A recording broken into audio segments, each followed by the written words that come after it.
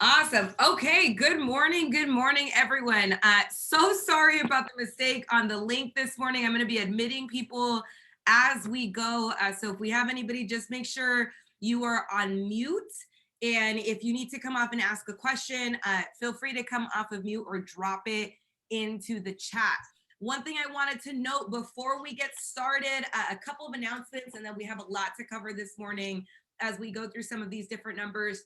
One, California, Los Angeles County specifically, we are again required to have our mask on indoors. So as you guys are coming into the office, just please note you're respectful of the common spaces, making sure that you have mask. We want to make sure that we are honoring Los Angeles County's rule, keeping everybody as safe as possible. We'll keep hand sanitizers out. The sign-in sheet is back by the door again as well. We just want to make sure that we are monitoring and keeping everybody safe. So just wanted to go ahead and note that as well. Don't forget, we have our team meeting, our all partners meeting, and Bold graduation tomorrow at 3 p.m. And then on Thursday, we have our beach bonfire at Bolsa Chica Beach. We're really excited with the Huntington Beach office. We're really looking forward to it. We have some great location, scoped out already, and it's going to be a lot of fun. So we're really looking forward to that as well. We're going to jump right into the numbers. So let me go ahead and share my screen. We have a lot to cover. All right. Can I get a yes if you can see the slides? Yeah. Beautiful. Thank you, Lillian. Awesome. So let's go ahead and jump right in. We're going to start. So I want to know before we start, you guys know I'm reviewing the TCPA Act every single call. This is just a reminder to make sure that you are staying aware of this particular act. We know that when it comes to a violation on cold calling, on anybody that is on the do not call list or the National Do Not Call Registry, that fine is pretty hefty. So just want to go ahead and remind you of that. Let's go ahead and look at showing time data. So I want to note there's a couple things that are going on right now in the market that are going to be really important for us to take a look at. As we know, when we look at showing time data, we have the baseline in light blue that was 2019, which is our average base for what showings look like in a fairly standard market. Obviously, the dark blue is going to be our 2020 kind of baseline for showings. We had a huge dip when we saw the beginnings of the pandemic. That increased as we saw a couple different things happen. One, as we saw regulation kind of loosen up and showings be required versus open houses, we saw an increase in the number of scheduled showings.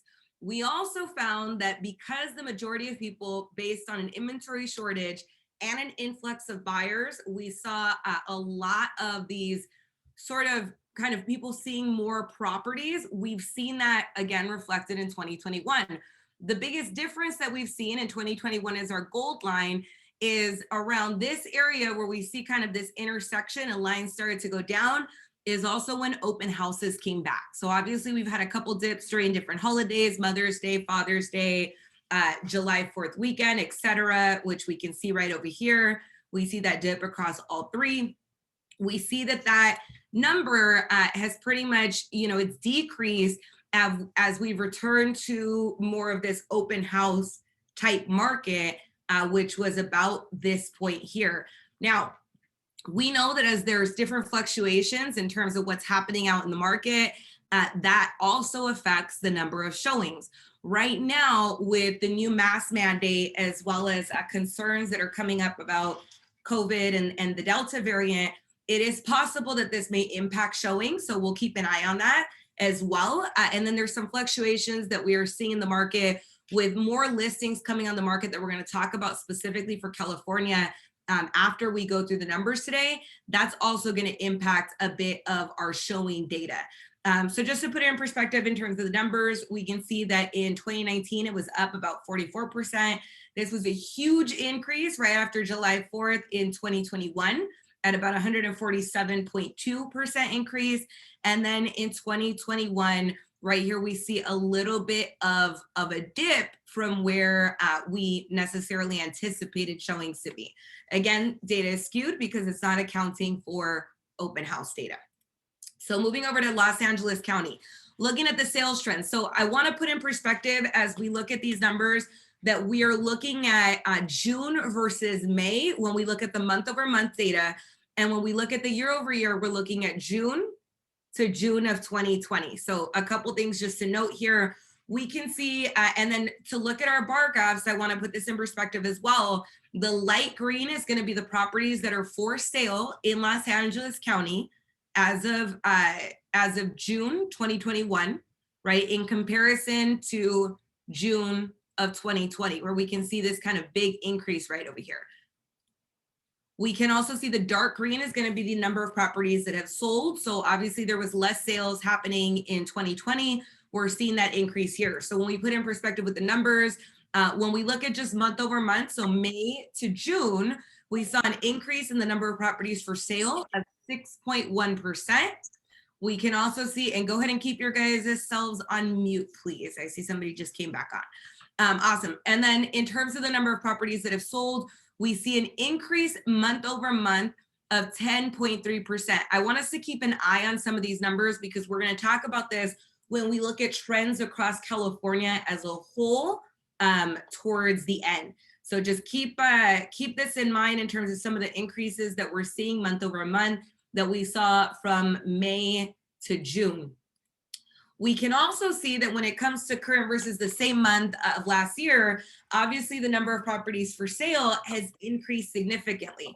So there was more properties sitting on the market a year ago than there are now. That also has to do with the number of sales that have increased. So we can see that when it comes to the number of properties for sale on the market, it's decreased 21.1%. We have an increase of the number of properties that have sold of 64.8% in Los Angeles County. Looking at our inventory trends. So again, we can see some of the trends that are going on. This is going to be June of 2021. And we're looking at this period of time right over here of June of 2020. When we look at just month over month, there was a slight decrease in the number of new listings that came on the market of 0.1%. So it's a pretty small decrease. That's a pretty stagnant kind of, fluctuation there. That's not going to be a major change.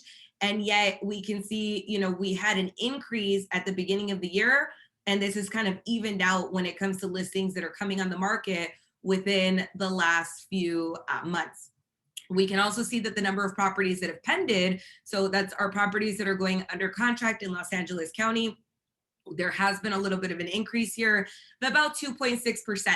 Again, if you look at the trends here, though, we can see from the beginning of the year, we saw a quick increase in Q1, so in quarter one of the year, and then it kind of stagnated.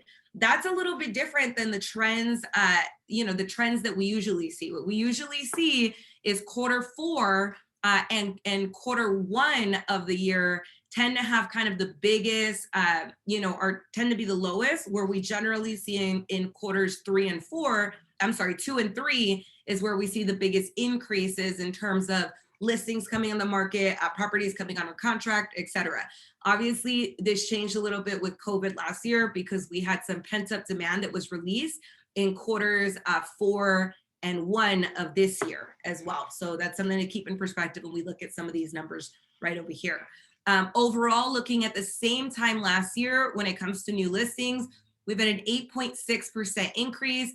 The number of properties under contract has increased by 16.8%. as well. Looking at our pricing trends. So this is going to be important. The number that I want you guys to keep an eye on here is our average active price decrease month over month of 3.1%. So when we look at pricing trends, we know that as there's more inventory kind of coming onto the market, unless pricing is really dictated by supply and demand. When we have a limited amount of supply and we have a high demand, we see price continue to rise. When we have, when supply meets demand, we see price start to become stagnant and eventually fluctuate downward. Right here, we're seeing that month over month, we do have a small price decrease of 3.1%. Obviously, looking 1 month to 1 month is going to be, that doesn't necessarily make a trend. And yet, if we look at some of these numbers right over here, we can see that we have had a little bit more, that's 2 months that we're seeing of trends so far of a decrease. So we'll keep an eye on this. And this is something that California CAR is also watching in terms of pricing trends. Again, this is Los Angeles County, so that doesn't necessarily dictate pricing trends across the board for every county, and we'll look at that for each county as well. And yet it's important when we're actually going out and pricing property or we're taking listings or we're dealing with our buyers that we have an understanding of what's happening with price, because we don't want to take an overpriced listing and have it sit on the market. When we look at the average sold price, there has been an increase, 1.4% month over month. And then when we start looking at this time from last year, again, these numbers are fairly important. Average active price has increased by 17.2%. The average sold price has increased by 25.1%. That is outpacing the national average. So we know that the national average price trend, or the increase that we've seen, has been approximately at 22%, right? We're at 25.1% average increase in sold price in Los Angeles County.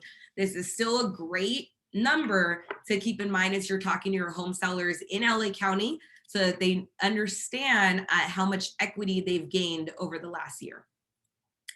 And looking at absorption rates, this is going to be pretty self-explanatory. It's months of inventory versus time. Right now, there's about 1.1 months of inventory. Not a major decrease from last month, where we are at 1.2 months of inventory. That's about an 8.7% change. But when we look at this same time a year ago, obviously there was more inventory sitting on the market because sales had slowed down. That's a decrease of 51.8%. So that has a lot to do with the amount of properties that are on the market and the amount of sales that are happening. And last but not least, for Los Angeles County, days on market, and then our sold versus list price. Days on market, so this has stayed, pretty similar. 20 days on market is about average. Now, obviously, we know that this is not every property. We have a lot of properties that are going, under contract extremely, extremely quickly, and yet the average across the board is going to be about 20 days. To put this in perspective, right? We get very used to seeing that our single family residences are moving very quickly. But when we look at property types for days on market, we're also looking at luxury, which sits a lot longer at those higher price points. We start getting into jumbo loan territory. And then also when we look at condos, we are seeing condos sit a bit longer on the market right now as well. So that's part of what contributes. So I know a lot of times we see this and we're like, hey, days on market, I put a property on the market and it's going in 3, 4, 7 days.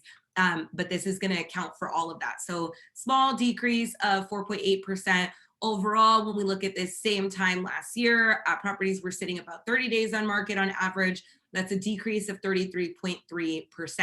And then sold versus the list price. So this is the price that it's listed at versus what it's actually selling at. Right now, properties month over month are selling about 1% higher than they were last month. So we're still seeing properties selling over list price. And then compared to this same time last year, properties were selling at about 96% of list price. That's an increase of about 6.3%. Moving into our Orange County sales trends. So similar things that we're seeing across the board here. Again, when we look at the sales trends, obviously we have more properties for sale, less properties for sale, more properties that are selling, right? Compared to this same period of time last year. For sale month over month, there's an increase of properties for sale, 4.5%. Year over year, it's a decrease of 49.7%, almost 50%. For properties that have sold, an increase of 9.2% month over month. And then an increase of properties that have sold. So this same bar compared to this right over here in June of last year of 62.9%. Looking at inventory trends. So again, I want you guys to see when we start looking at trends. Now, this trend is a little bit deeper. In Los Angeles County, we saw a trend of about 3 months. This is about 4 months trend here, where we can see that the number of listings that are coming on the market is starting to decrease a little bit as well. And then this pendant number is kind of a little bit stagnant, right? We can see that right over here. So I want you to keep that in mind as we're looking at the market and what's happening when we're taking listings, when we're having those conversations with our clients. The number of new listings month over month has decreased 8.8%. The number of properties under contract in Orange County has decreased by a little bit less than 1% month over month. When we look at this same time last year, the number of listings that are on the market has decreased by 6%, and the number of properties under contract has increased by 5.8%. Pricing trends in Orange County, a little bit different than what we saw in Los Angeles County, where we saw the average active price decrease a little bit. The average active price has increased month over month in Orange County at an increase of 1.2%. Average sold price has increased 5.1%. And then again, this same time last year, right over here, we can see that our average active price has increased by 37.9%. Average sold price has increased by 31.1%.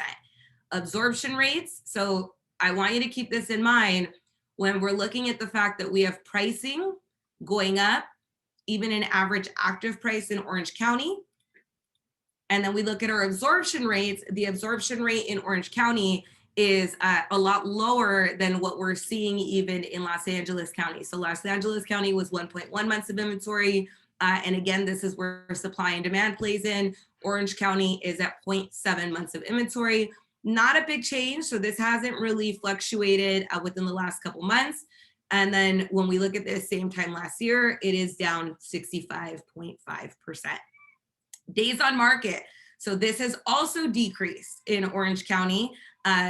16 days on market is about average. Properties are selling at about 100% of list. There's no fluctuation here in terms of month over month as well. This days on market, current month versus previous month, is down 11.1%. When we look at this same time a year ago, the average days on market has decreased by 57.9%. And about a year ago, properties were selling at about 96% of list price. Right now, selling at about 100% of list price on average. Okay, jumping over to Riverside County, right? Jumping over to Riverside County in terms of our sales trends. I mentioned this last week, and so I'm going to mention it again. Riverside County and San Bernardino County, we want to really pay attention to if we have a lot of clients that are in these areas as we come up on the moratorium ending for mortgage forbearance. The main reason being Riverside has been named one of the top 10 cities in the nation at risk because of the number of serious delinquencies in Riverside County. It's about 10% serious delinquencies, which is properties that have been delinquent for 90 days or more.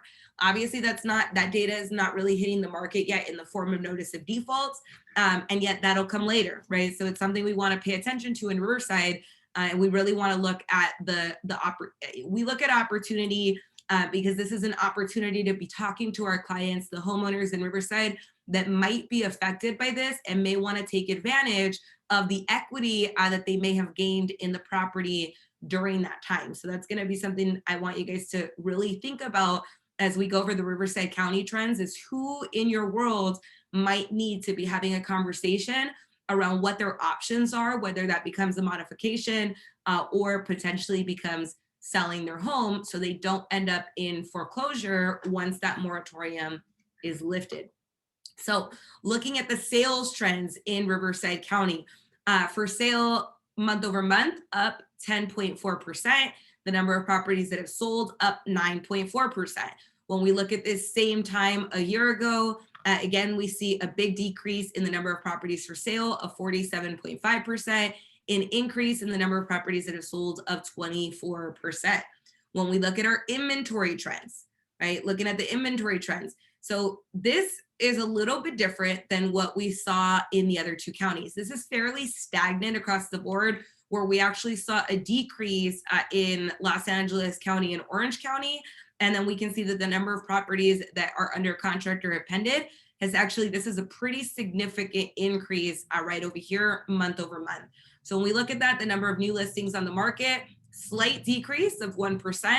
Number of properties that have gone under contract has increased by 16.1%. The number of new listings in comparison to this same time last year has increased by 8.2%. The number of properties under contract increased by 13.9. In looking at the pricing trends, however, we can see that there's a bit of a decrease here, right? This is about 2 months of decrease in terms of pricing of 5.3% month over month, and then a small decrease in the average sold price of 0.2%, right over here as well. Overall, of course, we're seeing that increase from this same time last year. Average active price has increased by 22.4%. Average sold price has increased by 27.6%. And then the absorption rate in Riverside County, very similar to what we saw in Orange County, an absorption rate of 0.7%. Now, the major difference being that in Orange County, we saw this average active price and average sold price go up. And we're seeing it with the same absorption rate, right? Supply and demand, and yet we're not seeing that same sort of trend in Riverside County. So again, Riverside County is going to be an area that we want to pay attention to.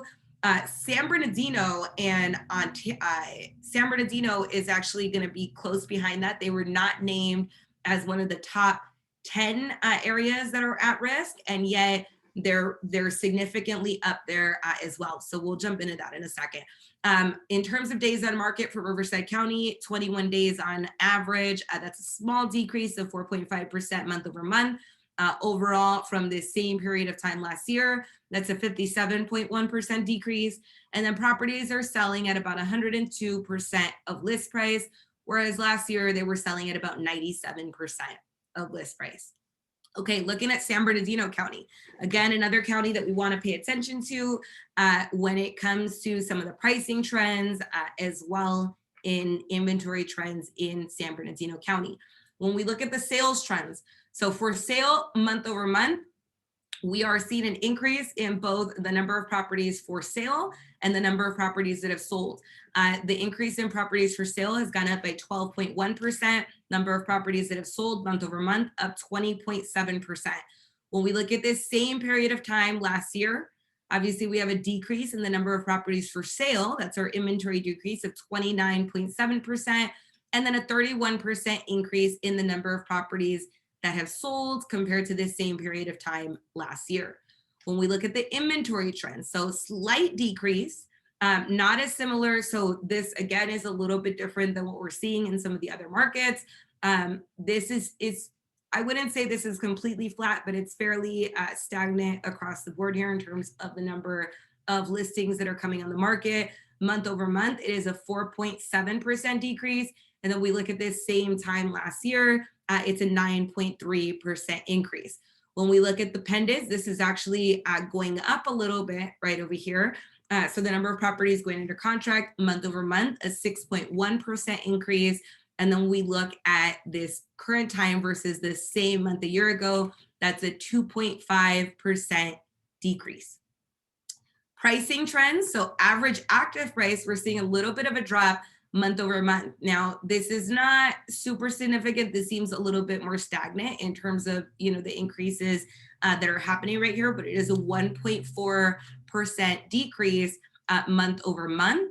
Average sold price, we are seeing an increase of 1.7%. When we look at the same time last year, property prices have increased. The average active price has increased by 11.5%. This average sold price has increased by 28.9%. That is, again, outpacing the national average of 22%. This is a conversation to be having with homeowners of the equity that they've gained in the homes in San Bernardino County. So talk to your homeowners about that as well. And then we look at inventory, a little bit more inventory at 0.9 of a month, right? About a ninth of a month. Here, that's a decrease month over month of 10.5%, an increase year over year of 48.4%. And finally, our days on market and sales price. Days on market, so it's increased by 6.3%, not a major fluctuation. That's a fluctuation of 1 day. And our average sold price versus list price, 103% versus 97% about a year ago. So that's in terms of just our pricing trends overall. Now, a couple things. So obviously this is a review. We've gone over these dates a couple times, so I'm not going to go over this entire slide again. The two dates that I want you to keep in mind: one, the foreclosure moratorium is scheduled as of right now for federally backed mortgages to end at the end of the month, so July 31st, 2021. The eviction moratorium, as part of AB 832 for California, is extended through September 30th of the year. So these are the two dates that we want to make sure that we are keeping in mind for California. Now, this is where I talked a little bit about what we're seeing in San Bernardino and Ontario. We did see that the number of active forbearance plans across the board has dropped. When we look at the number of active forbearance plans, a couple things that I want to keep in perspective here. Forbearance plans drop for a number of reasons. Sometimes it's that the homeowner has gone and actually secured some type of modification, and so their forbearance plan is no longer active. This can also be that their forbearance plan expired, right? So it may not be that they're caught up. It may just be that the active forbearance plan has expired and they're kind of in that renewal phase. We also know that the way that the moratorium had worked, and one of the things that some of the financial institutions were allowing, is that a client or a homeowner could still go into forbearance during this period of time until the moratorium ends. So a forbearance could end, but we can also have new homeowners that are going into forbearance. So this is going to be something we just want to keep in mind. I mentioned that Riverside is one of the top at-risk cities. This is also going to be followed by San Bernardino and Ontario. So areas to keep in mind as we're working with our clients in those areas in particular. Now, looking at some of the California market changes, this is going to be really important here. I talked a little bit last week about how we saw that home sales data through May showed that prices had been increasing at the highest annual rate since the data was first collected in the 1960s. That's huge, right? We saw a huge rate of appreciation. May was actually the greatest single month of acceleration in home price growth in history. This is across the board, right? So when we're looking at data across the United States. Now, despite this record new price, and this is where we really start looking at what's happening in California specifically, growth has slowed. We've seen pending sales dip, right? We've seen pending sales dip. It's important that we look at this because we can see that year to date, while home sales are up, we are seeing that growth kind of slow. And so we can see that when we're looking at some of the data on the listings, where we start seeing a little bit of a slowdown on listings coming on the market, on the properties going under contract. Obviously, it fluctuates county by county, but when we look at California as a whole, we're seeing that while price is up, we're seeing that kind of growth slowing and kind of evening out. So we'll keep an eye on that over the next, over the next couple of weeks. We want to make sure that we're watching those trends. We always want to inspect what we're expecting. So I never want to give you guys an assumption of, hey, this is what's going to happen with the market, or this is where we're going. What we did see, and this is going to be a couple things that I always, want to make sure that you're aware of. Anytime we see something happen in the market, something happen with the economy, something happen, for example, the pandemic last year, that does have an impact on what happens in the market in real estate. With the Delta variant kind of being something that's happening with COVID right now, we are seeing that if you looked at, some of the stuff happening with the stock market this morning, a lot of people are talking about that right now as well, because markets are affected by what happens with, the economy, with regulation. So we may see impact happening in real estate again. And yet I don't want that to make anybody nervous, because it becomes an opportunity. The same thing as we see these different moratoriums starting to come to an end. We've obviously seen those extensions again and again. And yet we know, that when it comes to what's happening right now and what we're hearing federally, what we're hearing statewide as well, it's highly likely that at least with the federally backed mortgages, that was the last extension. That's not for sure, right? I always want to give that with a grain of salt, but it is highly likely. And so we are at some point going to see, what is this next market of the moment that's coming out, and looking at, some of the data that we're watching in Riverside, in San Bernardino, in Ontario, I'll note we're already starting to get questions. I even had a client that reached out about a property in Riverside where they're in mortgage forbearance. And so we need to be having those conversations up front, and we need to kind of get ahead of that. So just wanted to share that with you guys today. I know that was a lot of information that we covered. As always, this will be recorded and the slides will be posted. So if you want to utilize any of this, you absolutely can, or if you want to review some of the numbers, you can as well. With that, a reminder, right? A reminder, I know I mentioned this at the beginning, team meeting tomorrow, 3 p.m. We will be here in the office with masks. It will also be streamed on Zoom for those of you at home. And then don't forget our beach day on Thursday. We're really looking forward to it. We will see you all at Bolsa Chica Beach. And then contracts classes are back on the calendar this week as well. So just wanted to go to remind you, we do have contracts class on Wednesday and Thursday at 10 and on Wednesday evening at 6 p.m.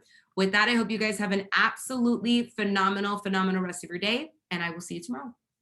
Bye, everyone. Bye, Monica.